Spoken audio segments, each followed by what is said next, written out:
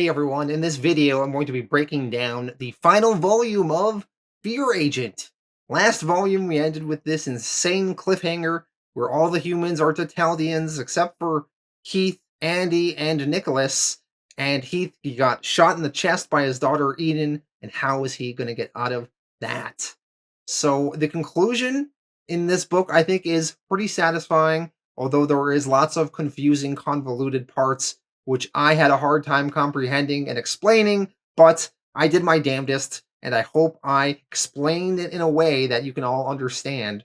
But we shall see. But on the whole, though, if you get past some of the confusing convolutedness, it is a very exciting, fun ride. So I think you will all have a good time with it. Now that I'm wrapping up Fear Agent, I want to talk about my next project here on my channel.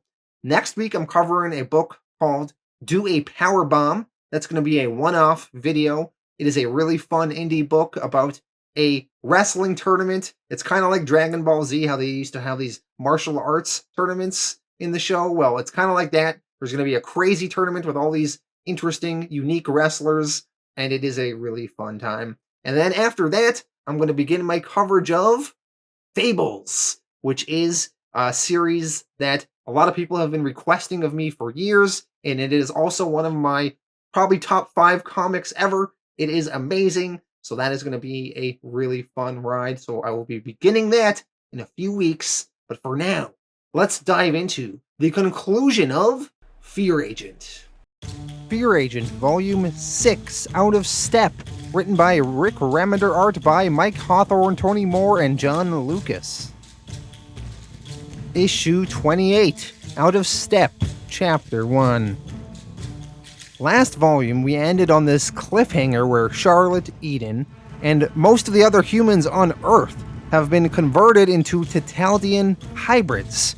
How did this happen? Well, it was mentioned last volume that the Totalians have infiltrated the Timekeepers and have taken over something called the Chronodome, which will allow them to time travel precisely, and they are using this to dominate all life. One of the things they used it for, we see, was to travel to 150 million years ago on Earth when humanity was just apes and haven't evolved yet.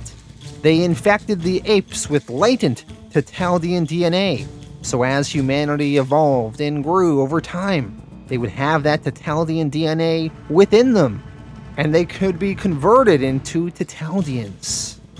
Gentoo, overlooking Earth then 150 million years ago, said, "For the glory of Tetal, I will give them God." We now jump 150 million years later to the present day, to where we left off last volume. Charlotte and Eden, and all the other humans there, with the exception of Heath, Nicholas, and Andy, have all been converted into Totalian hybrids, as all of humanity was infected with this Totalian DNA since the dawn of man, and that change has been triggered now. The human Totalian hybrids then start battling the Dressites on Earth that were there for the ceremony. Heath, after getting blasted in the chest last volume by Eden, is crawling on the ground. Eden is going to finish Heath off. But then Andy steps in and saves Heath and kicks Eden away. Andy then twists off her hand and starts spraying Charlotte and Andy with the Dressite amoeba inside of her suit. Andy, who has a jetpack on, grabs Nicholas and Heath and blasts off with the two of them, taking them to safety. She flies them both over to the Alamo spaceship, and in that spaceship they leave Earth. As they are flying, Heath is in rough shape.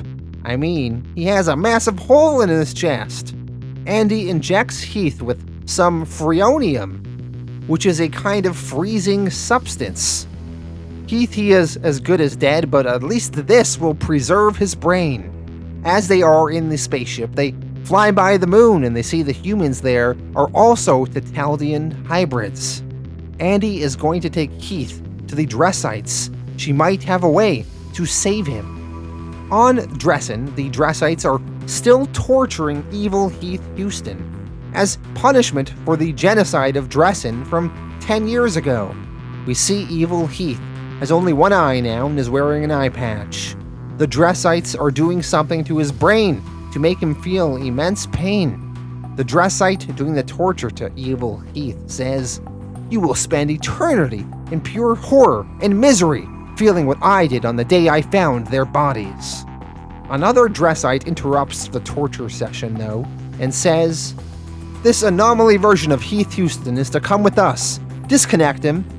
He is needed immediately. There is better use for him, an absolute punishment." They escort evil Heath Huston over to 2 chairs. In one of the chairs is Heath Huston Prime, the one with the giant hole in his chest. Andy and Nicholas are here as well. Andy brought Heath Prime to this location. Evil Heath Huston is strapped in. The plan is to transfer Heath Huston Prime's mind into evil Heath. It will be the ultimate punishment for evil Heath, and it will allow Heath Huston Prime to live on, as evil Heath will be taken over. Evil Heath, before the procedure starts, says, "Hey, I know what you're doing. It won't work. That boy ain't got the spirit to take me over. Get this goddamn contraption off of me." The procedure starts, though. Nicholas asks Andy, "When transfer of mind is completed, will eradicate all trace of wicked doppelganger?" Andy answers, "It will." While this procedure is happening, all of a sudden, the Dressites in the room also transform into Titaldian hybrids as well. The Titaldians must have recently traveled back in time to the dawn of the Dressites and infected them too with latent Titaldian DNA. So the Dressites in the room transform into these Titaldian hybrids. The Dressite Titaldian hybrids say, "For the glory of Gentoo, for the glory of Tetald." They then begin trying to kill Nicholas and Andy and Heath. Andy, seeing them, comments, "God damn it! The Titaldians have infected the Dressites! Is the entire universe out to endlessly screw us? Hold them off long enough for the transfer to finish." Nicholas says he will protect Heath at all costs. The Dressite Titaldians and Nicholas and Andy, they start battling. Finally, though, the transfer of Heath Prime into evil Heath's body finishes. Evil Heath then wakes up and stands up. Andy assumes the procedure was a success and she gives evil Heath a gun. And Heath, he uses it to blast at the Dressite Titaldians there. So right now it seems like everything is all good. But then, he turns the gun on Nicholas and blasts away at him, killing him. Andy screams, "No!" Heath then elbows Andy and tells her, "The transfer didn't finish, Angel." Evil Heath is still in control of his own body, and he shoots and kills Andy too. Evil Heath, he's feeling pretty satisfied with himself. He then looks for his ship, the Alamo. He says he's gonna go back home to West X. As Evil Heath is walking by all the corpses in the room, like the Dressite Titaldians and Andy and Nicholas, all of a sudden, Heath Prime finally manages to start taking over Evil Heath's body. Evil Heath is trying to fight it, though. He drops to his knees and he's yelling, "No, no, get out of my head!" Evil Heath, he feels himself losing control of his body. He feels it slipping over to Heath Prime. Evil Heath, he points a gun he is holding to his own head. He says, "You don't get to win. You don't get it. You don't get my body. I'll kill us both." Evil Heath would rather pull the trigger than let his body be taken over by Heath Prime. All of a sudden, though, Heath Prime wins the battle of the mind, and he is now in control of the body.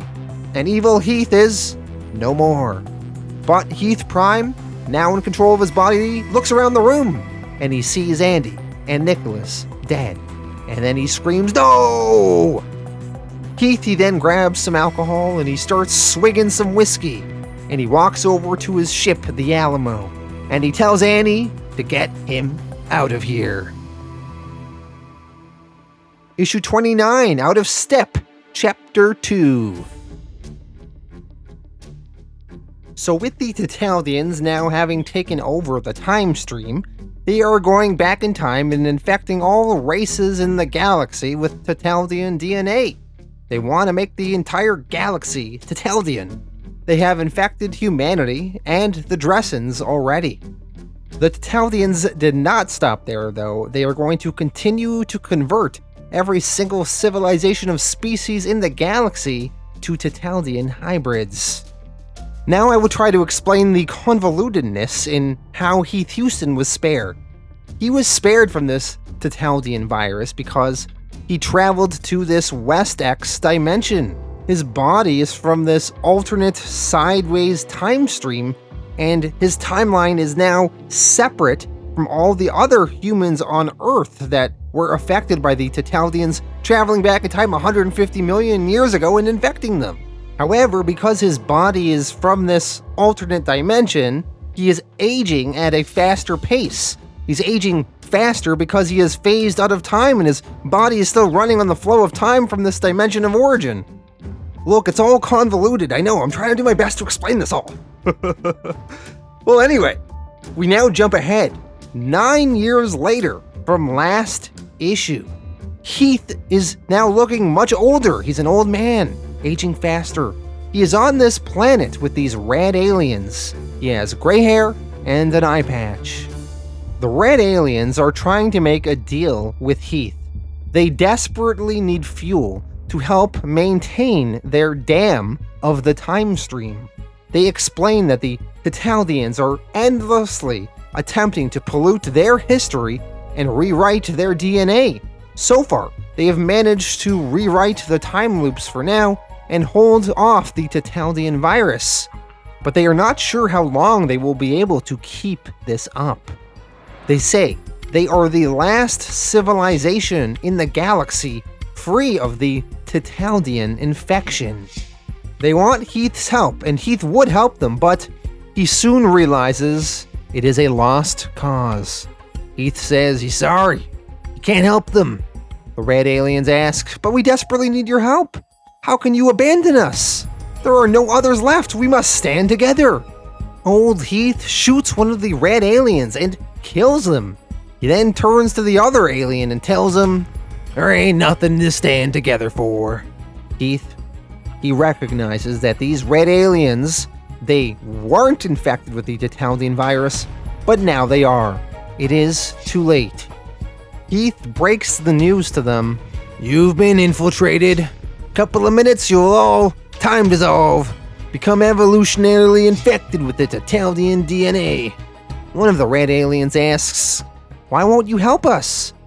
Heath shoots one of the red aliens and tells him, sister, I am helping you. The red aliens that are in the area, they all time dissolve and transform into Tetaldian hybrids. And they are now trying to attack Heath. And they are all repeating, crush, kill, destroy.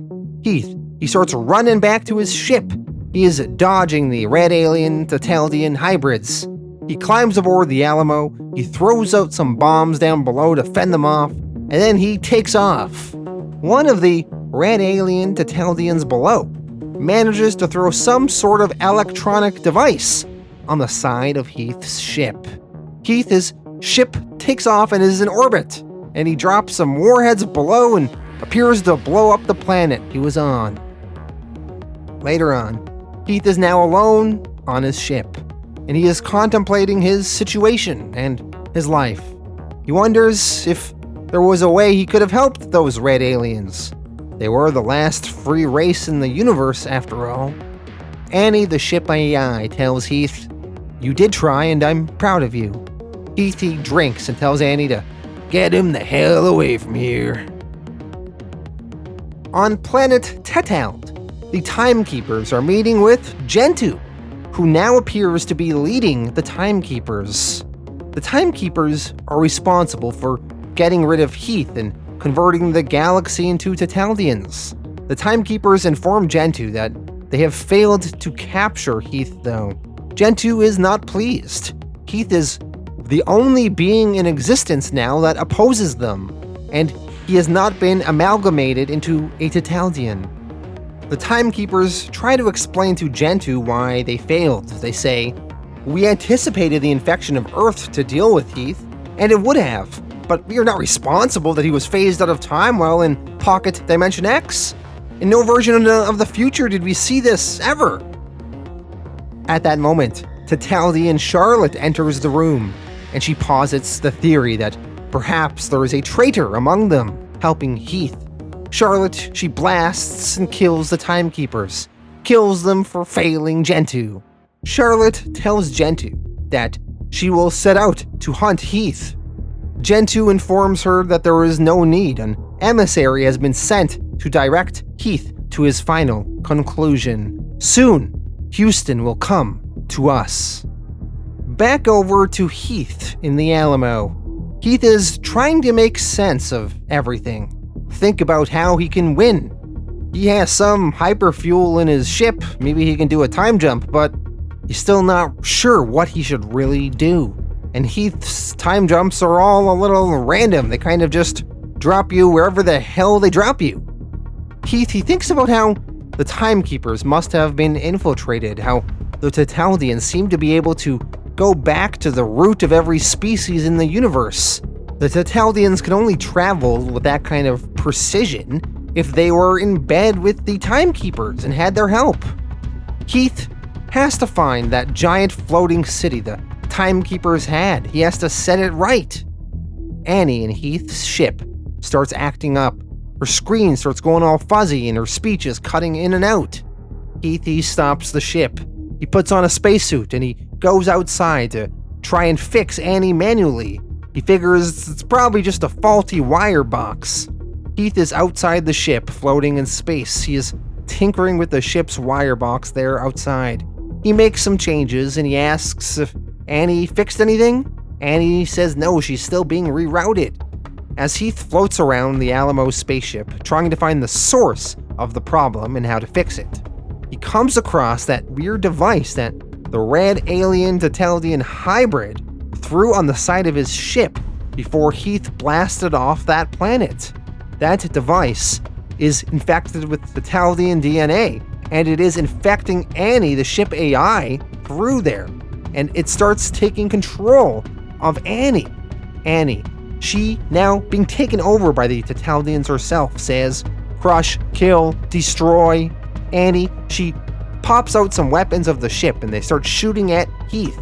Heath, with his rocket pack, blasts away. The ship was under orders to ignite its warp engines and take off and head to planet Tetal. So that is what it does, and it starts heading that way. Heath was meant to still be in the ship and brought to Tetal, to Gentoo, but by Heath being outside of the ship at this time, trying to fix it, he has been spared this trap to try and snatch him. Although, Heath is now kind of just floating out there in space. He will surely die if he does not get somewhere safe soon. Heath is determined to live, though, and to find a way to not die out here. He has some jetpack fuel still with him. He starts using it to try and blast his way over to a nearby moon he spots. He is low on oxygen, though, and the sun is right near him and is immensely hot. Heath will have to stay on the dark side of the moon and find some shade to shield himself from the sun's rays. Heath, with his jetpack, manages to land on this moon. Now, he needs to find cover on this moon before the sun shines on him. Heath, he starts running and he finds this little shadowy cave near him. Heath heads inside the cave and he is now safe from the sun. Inside the cave is the Jelly Brain King. Once again, the Jelly Brain King says to Heath, "You are the butterfly, Heath Houston. I am here as a friend, as I have always been to you. You are the unnatural event that can thwart their plans and return the universe to its natural disorder. There is only one way to accomplish this, Heath. You must come with me." Heath, he is thinking about this, but then the Jelly Brain King explodes and dies again. I thought he was already dead, but I guess he's dying again here. Okay. Then there are some Zarin soldiers. Remember them from the Anubis invasion of Earth? Well, they killed that Jelly Brain King, and the Zarin tell Heath, "So tell me, Heath, are you finally through being manipulated, you old fool?" Issue 30, Out of Step, Chapter 3. The Zarin bring Heath on their ship. When we last saw the Zarin, they were feasting on humans on Earth and collecting them to be eaten on their homeworld like Mara was. Well, it turns out that those Zarin were just some bad eggs. They belonged to some of the bad clans on Zarin, but a lot of the Zarin are actually good. One of the Zarin here tells Heath that the clans that fed on your people, they were vultures, outcasts. We are explorers, scientists. Eons ago, at the behest of the Jellybrain King, we embarked on a transdimensional data-gathering journey.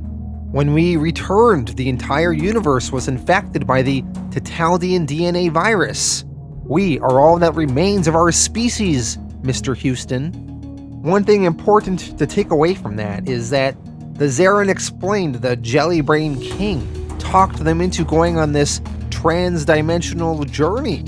That transdimensional journey, similar to the one Heath went on to West X, is what has saved these particular Zarin from the Tetaldian virus, much like how Heath was spared that as well.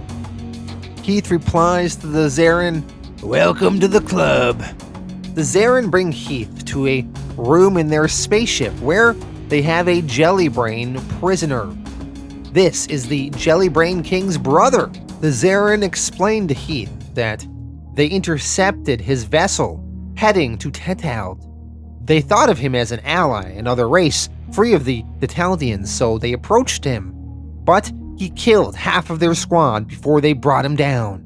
The Zarin explain that they have him hooked up to a truth-enforcing device, and he will have no choice but to be absolutely candid. The Zarin warns Heath, though, that he will not like what this Jellybrain has to say. The Zarin leave Heath in the room alone to talk with the Jellybrain King's brother. Heath asks, "So, what's the skinny? What did you do to rile these lizards up?"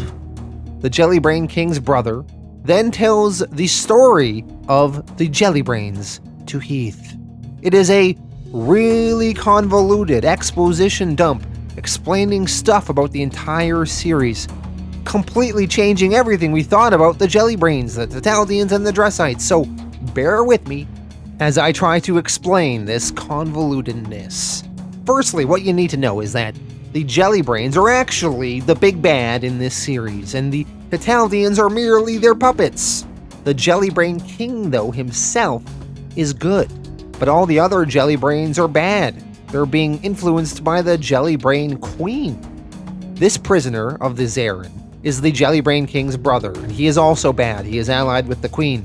And even though he does not want to tell Heath everything, he is being compelled to because of this truth-enforcing device. The Jellybrain King's brother broadcasts the explanation into Heath's brain. The explanation is as follows. When Heath traveled back in time 20,000 years ago in Volume 1 and 2, and he was on planet Tetald, and he failed to kill Gentoo, the leader of the Tetaldians, Gentoo left Heath for dead, and threw Heath out the tower window, and Heath fell into the ocean, and that is where the Jellybrains intercepted Heath and cloned his body and questioned him. Heath explained to the Jellybrains all about the future, and how the Tetaldians wiped out the Jellybrains as well as other alien races in the future. He managed to convince the Jellybrains to help win the war, and the Jellybrains, siding with the Astorgians, wiped out the Tetaldians. He then traveled back to the present 20,000 years later, and then the Timekeepers came, an army of bureaucratic time managers, and they set things back to how they were, returning the Tetaldians to their rightful evolution and erasing the timeline that Heath thought he now created. All of this is exactly how we saw things go down in Volume 1 and 2. Everything is the same for now. Here is what we did not know. the Jellybrain Queen executed a plan to stop the Timekeepers. She would not allow a wretched future for her people. She discontinued the pledge that their species had to respect the free will of all life, and she declared martial law over the universe. The Jellybrains, they were the most intelligent, telepathic life in the universe. They more than had the power. So, they took control of the Timekeepers, as well as the Tetaldians. In order to save their families, the Jellybrains felt that they had to dominate all other life in the universe. Their own self-preservation demanded that they do so. The Jellybrain Queen, she took control of Gentoo, who would be the face of their invasion. And Gentoo and the Tetaldians were set to the singular task of ensuring all life be transformed into easily controlled Tetaldian hybrids. So, the Tetaldians, they were evil. They were doing bad things. They did invade Earth initially on their own. But now, this time, the Tetaldians are under the control of the Jellybrains, and the Jellybrains would make the Tetaldians be the big bad for the whole universe, and they would convert all other races into Tetaldian hybrids, which the Jellybrains could easily control themselves, and therefore ensure their own safety and prosperity. The Jellybrain King, though, was a pious, idealistic being. He would not accept this grand manipulation that the Queen was purporting that they do. So he left alone and took one of the Timekeepers' time rockets, and he swore to undo this evil. So the Jellybrain King is out on his own trying to stop this. Natural history moved forward. The Jellybrains' Tetaldians invaded Earth, thus ensuring that Heath would one day travel back in time and attempt to stop them. The Jellybrain King, though, he continued to pursue a means to stop his former Jellybrain empire. After numerous failed attempts, the Jellybrain King decided the only way to stop the Queen was to execute Heath prior to Heath jumping backwards in time. So, the Jellybrain King needed to kill Heath, and that is when the events of Issue 1 happened. The Jellybrain King mind-controlled the mayor of one of the cities on planet Frasturga, and drew Heath to that planet under the guise of killing some of these Lasfon aliens. The king, he set a trap. He loaded his rocket up with explosives. He drew Heath into him, and Heath, he managed to go through that mission, and he somehow survived the trap. He battled the Jellybrain King and killed him in the process. Heath survived. The king failed with his intervention that time. The king, though, he set some other things up to try and intervene at other times in the future. Heath, after he went to the past and came back to his present, he had his whole trial with the Timekeepers. Remember, the Timekeepers are now secretly being controlled by the Jellybrain Queen and the rest of the Jellybrains now. Look, here is Heath in the courtroom, and we see a Jellybrain is watching from the back, controlling things. Heath, he warned the Timekeepers that the Dressites were going to attack Earth. The Jellybrains, they thought that the Dressites were powerful and stood in their way. The Jellybrains had the Timekeepers throw Heath in jail, and they allowed the Dressites to attack Earth while Heath was in that jail, unable to warn Earth and stop them. They then had the Timekeepers release Heath, and they encouraged Heath now to go to Earth, knowing that when Heath would get there, he would see that the Dressites and feeders have ravaged the planet, and they would expect Heath to seek revenge, and maybe Heath would wipe out the Dressites for them, one of their main enemies. Once free from the Timekeepers' prison, Heath, he did return to Earth, and he did wage a war against the Dressites. But then, Heath got distracted by helping humanity search for a new home. The Jellybrains wanted to try and refocus Heath on the task of killing the Dressites, so the Jellybrains through Gentoo and the Tetaldians manipulated the Kipvarians to sidetrack Heath by capturing him and Keith and making Heath and Keith battle to the death, which is what we saw go down in Volume 4. They kept Heath sidetracked as the Dressites kidnapped Heath's daughter Eden. And once Eden was kidnapped, the Jellybrains figured that Heath would be pissed off enough and would surely return to the Dressites and fight them and finish them all off. Now, the Jellybrain King, prior to his death, manipulated time, and he sent Heath instead to a divergent timeline where a free-willed Gentoo not under the Jellybrain's control created a world for an alternate version of Heath Huston, and that world was called West X. After all this interference, the future changed once again, and the Jellybrain Queen saw that this anomaly version of Heath that went to West X would one day defeat them. And by the time she saw this, it was too late. The king had already sent Heath on his way.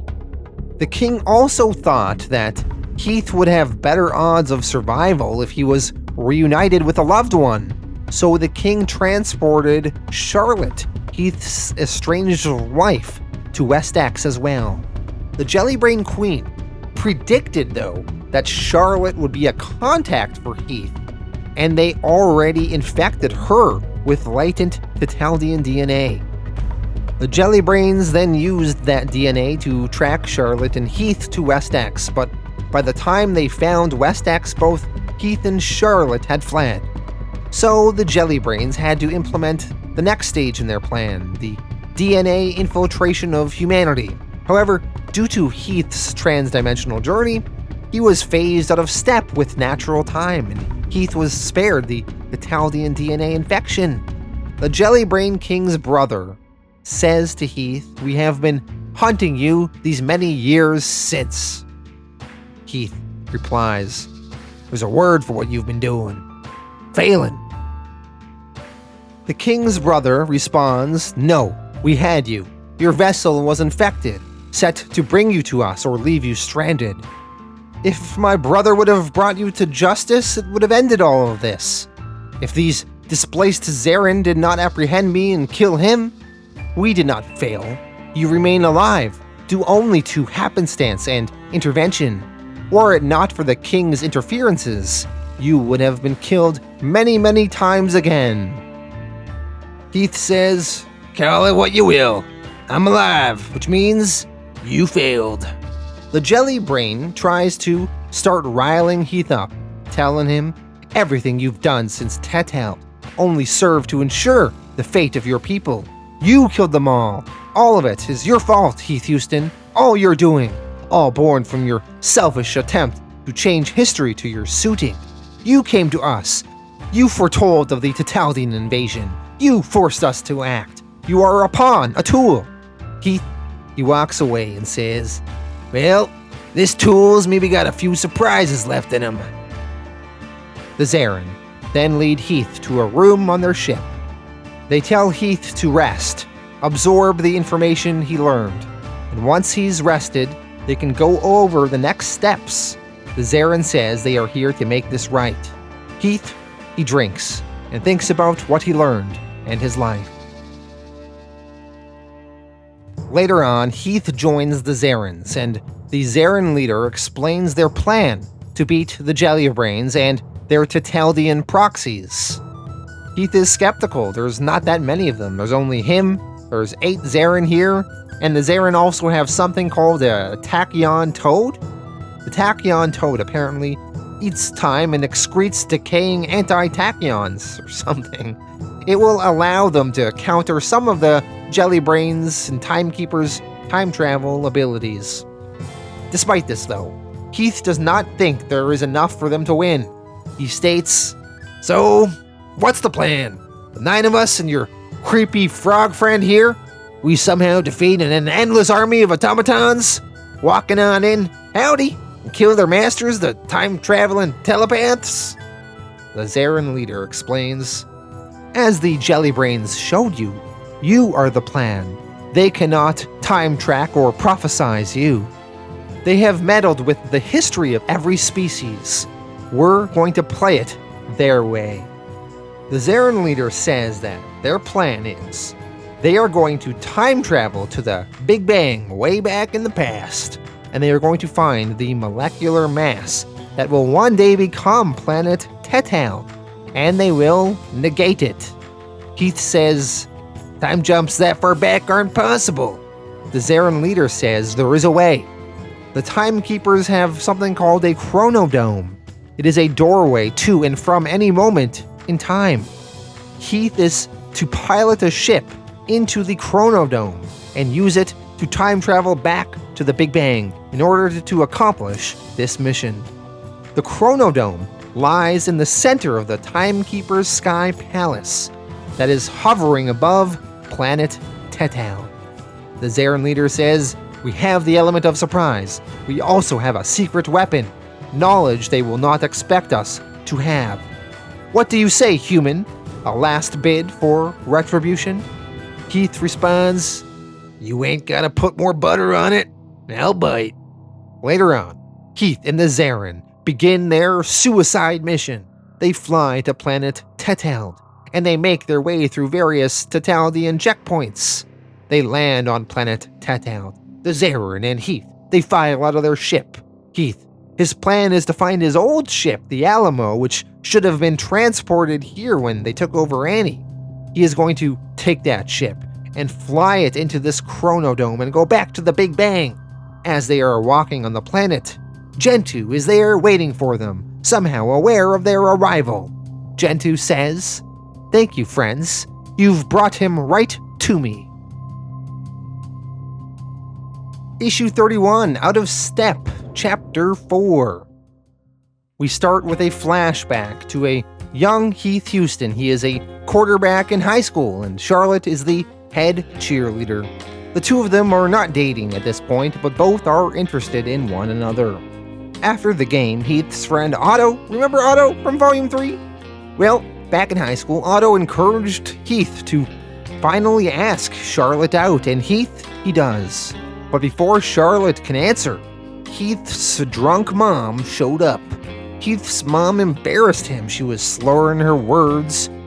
She says to Charlotte, is this her? It must be her. Oh my, Heath, she's prettier than you said. Others in the crowd gossip about Heath's mom being a mess. Heath's mom, she then trips and falls to the ground and she's drooling. Heath helps his mom up while others are laughing. Charlotte is sympathetic though. Months later, Heath's mom is dying in the hospital from her bad liver. She is a drunk that drunk herself to death. This is the first time in a long time, though, that Heath's mom wasn't drunk. She was not able to drink in the hospital. With Heath's mom dying, Heath is angry that his dad isn't here and that his dad left them all those years ago. For years, he's blamed his dad for driving his mom to drink. Heath's mom tells Heath, though, I let you go on for too long, faulting your father for this, too long letting him shoulder the blame. You were too young to remember, Angel, but he stuck it out for a long time. And in the end, I put that poor man through one bad year too many. My drinking is why he left, so you forgive your father, and you cut him some slack. Heath is now angry at his mom for letting him go on thinking it was his dad all these years. Heath's mom explains, he insisted. He didn't want you mad at me, he said. It would only make me sink that much deeper into the bottle. He figured that he could take your anger better than I could. Heath and his mom talk about Charlotte. Heath's mom knows that Heath loves Charlotte. She gives Heath a locket, and she tells him to be happy in the moments of joy that you find together. When I married your father, he gave me this. I had nothing to give him in return, so I made him a promise. I promised him I'd stand by and take care of him no matter what. You see if you can't do a better job. You make sure the girl you give this to is someone who knows you better than you know yourself. Someone worth that kind of promise.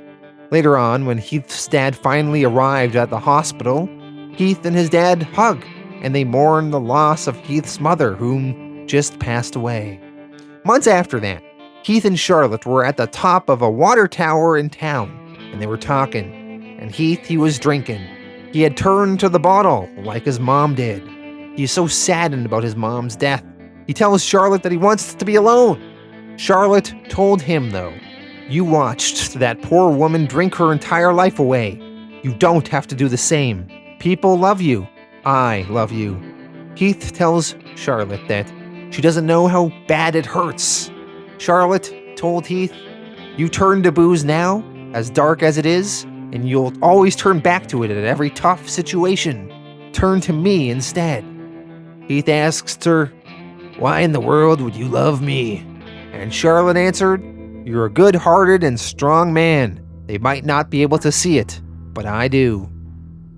It was then that Heath gave Charlotte the locket that his mother gave him, and he told her that the promise it symbolized. Back to the current day now. Heath is squaring off against Gentoo. Gentoo threatens Heath. "Here we are, human, full circle. A second chance to avenge all those I took from you. Sadly, I can see the future, and you are doomed to failure. You will die at my hands, as did your father, your son, your very species. There will be no miraculous salvation this time." Heath tells Gentoo as he charges at him, "I ain't gonna need miraculous. Not for the likes of you. The old man's hunting knife, some determination, and the memory of all those folks you mentioned." Heath, he runs at Gentoo and he starts running up Gentoo's arm, up to his head. And Heath, he stabs through Gentoo's glass mask and stabs his dad's hunting knife right through Gentoo's brain. Heath, he just killed Gentoo. He then triumphantly raises his knife into the air with the brain sticking into it, and he yells a warning to the jelly brains listening. He says, "I ain't gonna waste time fighting your puppets, you sacks of shit listening. I'm coming." The Zarin then use their weird tachyon toad to protect Heath from some time travel shenanigans the jelly brains are trying. The queen jelly brain is surrounded by the other jelly brains. These are the true masters of the universe and time right now. They discuss and say that Heath knows, and he will be here soon. The jelly brains, they come up with a plan to try and send one of their own, a jelly brain named Jidcuff.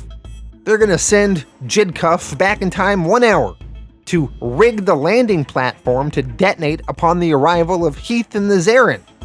Later on, though, Heath and the Zarin allies arrive in front of the Jelly Brain Queen and the others.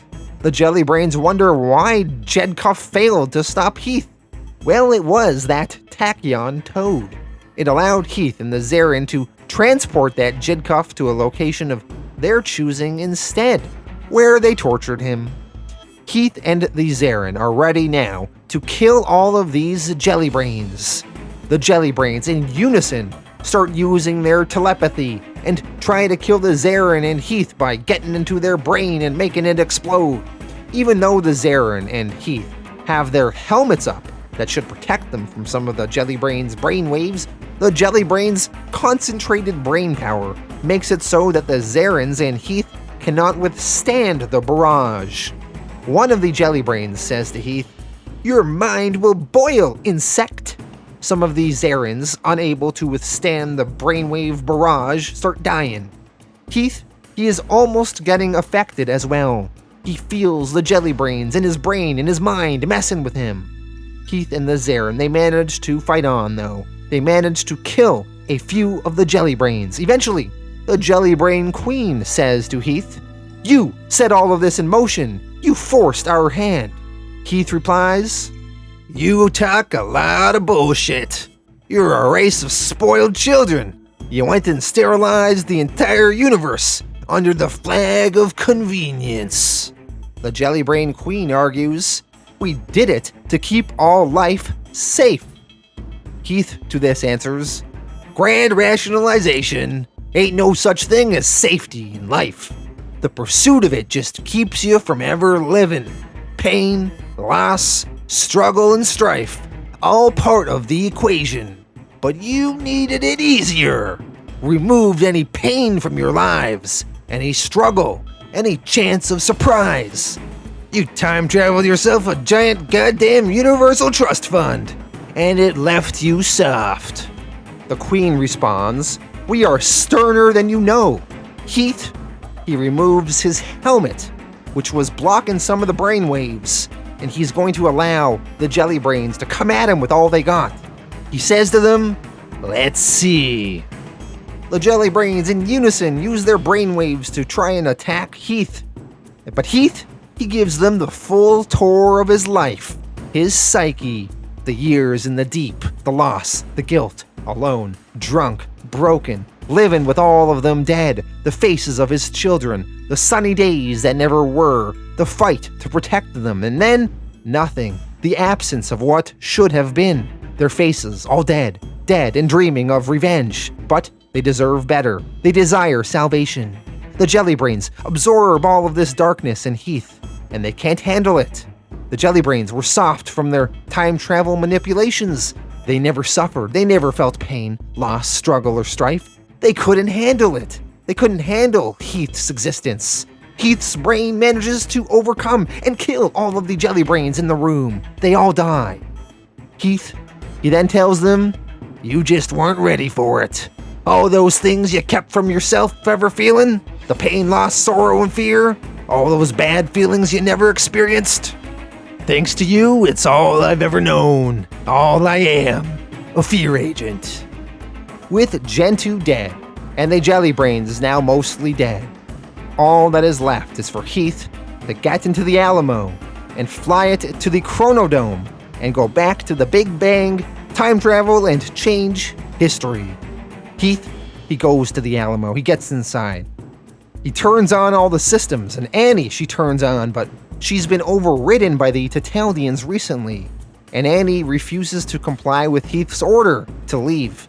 She instead says it's too late, it's time to die. And then, Tataldian Charlotte walks into the room of the spaceship, and she smacks Heath in the back of his head and knocks Heath to the ground. She tells Heath, Annie's right, but then you've always been guided by the woman in your life. Issue 32, Out of Step, Chapter 5, the final issue of Fear Agent. Tataldian Charlotte is talking to some of the remaining jelly brains through a video call. The jelly brains tell her to kill Heath. Do not hesitate. Vaporize every molecule in his body now. Annie, the ship AI, seems to have been able to override the Tataldian influence on her, and she is now back in control of herself. She cuts off the video call that Charlotte was having with the jelly brains. Annie tells Charlotte, forgive me if I intercede. Heath, he then stands up and tells Annie, Annie, you got the coordinates, go! We got a date with the beginning of time. Annie, she then pilots the Alamo ship into the Chronodome. Once in there, she teleports the ship and everyone inside to moments before the Big Bang. Tataldian Charlotte and Heath are then fighting. Charlotte is overpowering Heath, tossing him around the ship as they go through a trippy journey back in time. They're shifting realities and dimensions. Eventually, they are moments away before the Big Bang. Heath tells Annie, Annie, evaporate the matter at the coordinates I put in you, you hear? Tataldian Charlotte says, stop! You would wipe out untold lives. You would obliterate the universe's natural agent of order. Heath begs Charlotte, you gotta let me do it. For the love of God. For our kids. Tataldian Charlotte whacks Heath down. She then walks over to the controls of the ship, and she stabs her Tataldian arms into the control board. She has bio-welded herself, her Tataldian electronic body, into the ship. She is attempting to take over Annie and the ship once again, and stop Annie from eliminating the Tataldians from existence in the Big Bang. By doing this though, by welding herself to the ship, Annie, the ship AI, can now get her hooks into Tataldian Charlotte, and Annie takes Charlotte over. Annie tells Tataldian Charlotte, I'm the last AI you want to go merging with, sister. Charlotte, She falls down to the ground, and when she gets up, Annie is now in control of Charlotte. And Charlotte Annie goes over and helps Heath up and sits him in the chair. She tells Heath that the gun to wipe out the Tataldians on the ship took some damage, and now it has to be fired manually. She has to go outside of the ship and fire it into the Big Bang and wipe out the little spot that will eventually be planet Tatal. Heath tells her that he can't just sit here and watch you die. Charlotte tells Heath that you don't have the strength to do this. Plus, there's still something for you to see. You have to let me go now, Heath. You did it. You set everything right. Nothing the universe ever threw at us could keep us apart. Everything's going to work out in the end. Charlotte, she goes outside of the ship, and she grabs the gun, and she fires it at whatever matter in the Big Bang would eventually become planet Tatald, and she eliminates it, and she forever changes history. Old Heath there, now sitting in the ship, he studies a video screen, and he gets to see how his life would have played out, now with the Tataldians no longer in existence. How does this video have footage of Heath's alternate life? Let's not go into the science here, I'm sure it does not make sense, but let's just enjoy it. So, Heath, he is watching this video screen, and we see back to the day of the invasion of Earth, the day that the Anubis conflict kicked off. Heath and Charlotte are talking to Heath's dad, Chuck, and Heath's son, little Kent, runs out into the field and gets caught in some barbed wire, and Heath's dad, Chuck, goes to help his grandson. But now with the Tataldians no longer around, instead of both of them dying in a horrible bomb from the sky, Chuck helps his grandson Kent easily get unstuck from the barbed wire fence. And then they both go inside for dinner. And before dinner starts, some old friends join Heath and his family for a meal. There's Otto, Andy, Glenn Timberson, and Glenn's wife Lorraine. They all have dinner together, and they joke and laugh, and they eat food. And Charlotte, she stands up during the dinner, and she announces to everyone that she is pregnant with a baby girl, and that girl will eventually become Eden. Old Heath, back in the Alamo spaceship, right after the Big Bang in the beginning of time. He's watching this TV screen, and he's so happy. He's laughing and crying. He saved them all. Well, at least in this version of reality, he did. He is so happy in that timeline. We go back to that happy timeline, and Heath and Charlotte, they hug and kiss, and their friends and family celebrate and joke, and Heath, he hugs his dad, and his dad tells Heath that his mother would be so proud of him. Old Heath, as he continues watching these memories that exist thanks to him, he continues crying tears of joy, and then his ship flies into the sun, and he dies, and we fade to white. And with the world set right again, that is the end of Fear Agent.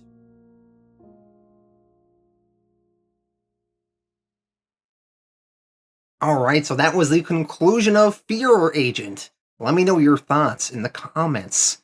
Now, my thoughts on the conclusion are that I was somewhat satisfied, although there are aspects of it that kind of annoyed me. Now, I did like the whole bit about Heath being transferred into Evil Heath's body by the Dressites, and then Evil Heath killing Andy and Nicholas, and then finally Heath fully taking over that body. That was all really cool stuff. I liked seeing Old Man Heath and having the whole galaxy being turned into Tataldians, and it seems like there is no way Heath is going to be able to win this. He basically has zero chance, but yet he somehow kind of pulls some stuff off. Now, when Heath hooks up with the Zarin, and then we get that whole lore dumping by the Jelly Brain King's brother, I thought that was a little bit confusing and convoluted, and I really kind of hated that whole section there. I thought it was just too out there and confusing. The Jelly Brains were controlling the Tataldians the whole time, and they were orchestrating all of these events.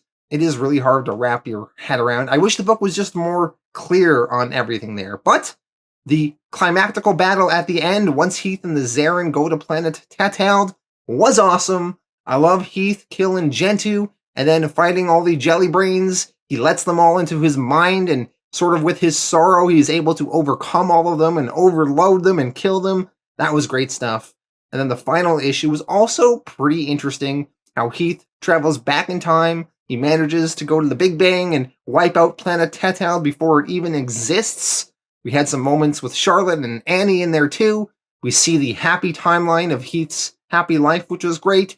And then Heath flies out into the sun and dies in a very kind of poetic ending. So I thought that was really good. So overall, I really enjoyed this volume, although some of the confusing convolutedness parts of it really kind of subtract some stuff for me. But I'm going to give this one a 7.5 out of 10. So yeah, what did you all think about it? I really want to know. Thank you all for watching, and I'll be back next week with Do a Powerbomb.